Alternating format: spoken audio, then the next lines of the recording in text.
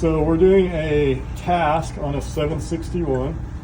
We're going to go in here and drop these 3-bar menu down, and we're going to hit task. And we're going to go in here, and we created a file earlier, but let's create a new one just so you guys can see how to do it. We're going to call this file, let's do TVA building 1, we'll call it, and we'll put it in there. So now this TVA building 1. So all of our tasks that we do in building 1, or all of our assets that we have, would be under this file. Now we're going to go in and we're going to add a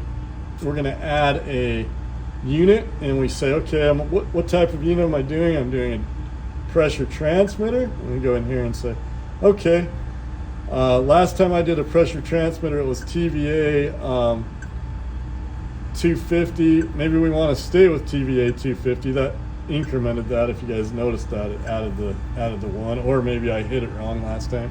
Serial number, let's do a random serial number here, 173. That would obviously be the serial number off of this that you should put in there.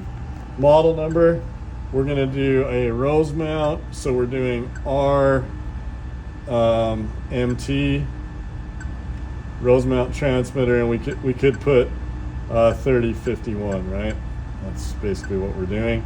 Okay, now our input is going to be 0 to 250. This is, you can put whatever you want in there. You can change your numbers. One thing you will want to be careful of, if you have PSI in here and you're on a inches of water transmitter, that's not going to be good for that transmitter. It will definitely overpressure that. 4 to 20 milliamp. We got an accuracy. We didn't look up the accuracy on this. We just called it 0.5. Okay, we're going to do a linear calibration. If you want to add other information, you could put the owner in here. I'll put my name in here as Chris, and location, let's just do building 1, enter. Okay, any notes you want, you could put in there. Okay, so now we've got the task in the system. We go in here and we call up that same one, and we say, okay, this is the right asset number, it's serial number 173. We're going to run this. So I'm going to say, okay, it keeps the set points that you put in there from last time. So if we were to change this to a 5-point cal, the next time you did one, that would be what it would be, is a 5-point cal. We're going to do a 3-point cal in the interest of time for this this video.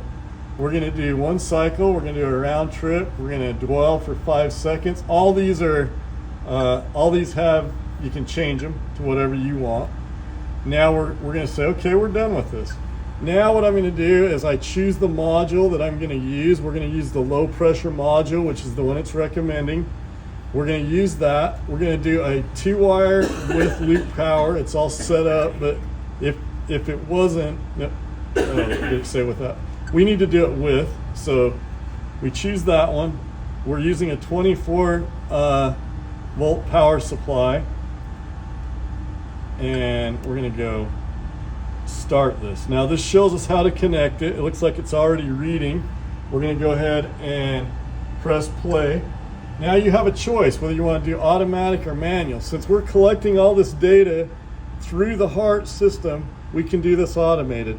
If you were doing something that didn't have HART, you could do this manual and you could enter it.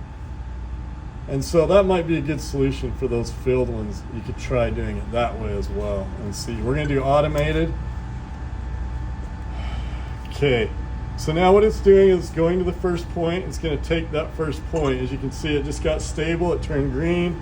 We've got a milliamp reading of 4.0025. Now it's going to the next one. So if we want to see, well, where did it looks like it took that point basically right on, and this time it's pretty close to right on. But if you want to see the exact number where it takes the point, you can go there, and then you can see the actual data being taken. And then if you want to go back to the chart, you can do that. Some people like to see it in chart form. Some people like it in raw data. It just depends on how you want to look at it. But this button is the key button to hit to go back and forth. So now we're doing our 250. We do that twice, and then it's going to go back down through. So what's really cool about this is that you just did a full You're doing a full calibration of a pressure transmitter. We actually wrote the task and we did the whole calibration in the time that we're taking this video, which is, we'll see how long it takes, but probably about 5 minutes, maybe a little bit longer. Normally you could do the cal in maybe 2 or 3 minutes. Okay, we're doing the last point here. 5 seconds, it will take it. Okay, there's all our raw data. Now we determine if these were red, that would mean it didn't pass. It did pass to the parameter that we put in there. And so we're going to go ahead and save this. And we're going to save it.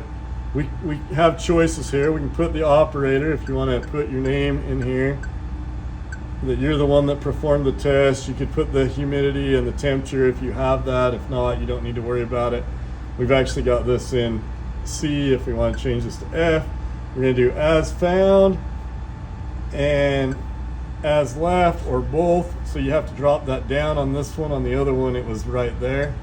You hit both, you say enter, and now you're done with that calibration. If you want to go look at those later, you go in here, you hit the I, and you can see the as found and as left. So we want to see the as left.